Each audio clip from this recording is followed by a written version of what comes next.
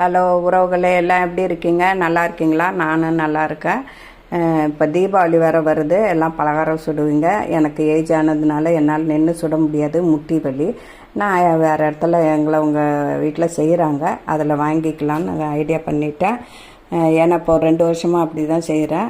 Age ஆனதுனால முட்டி வலி எனக்கு, என்னால் செய்ய முடியாது நின்று.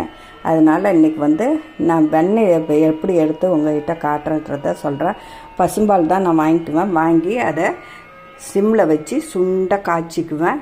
அதுலேருந்து வெண்ணெயை எடுத்துக்குவேன். அடுத்தது நெய் அதுலேருந்து எடுத்து வச்சுருக்கேன். இதுதான் நல்லா இருக்கும், நல்ல வாசனையாக இருக்கும். இதில் முருங்கைக்கீரை போட்டுக்குவேன். சலசலப்பு அடங்கினோன்னே வெண்ணெயில் முருங்கைக்கீரை போட்டு எடுத்து வடிகட்டி எடுத்து வச்சுக்குவேன். அதே மாதிரி 2 பாட்டிலும் எடுத்து வச்சுருக்கேன்.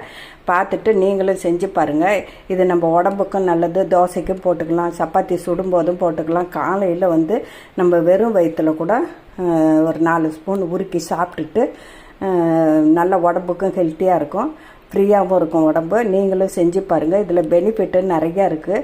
நம்மளுக்கு பால் ஆடையிலேருந்து செய்கிறதுனால விட்டமின் இதெல்லாம் கிடைக்கிது நம்மளுக்கு.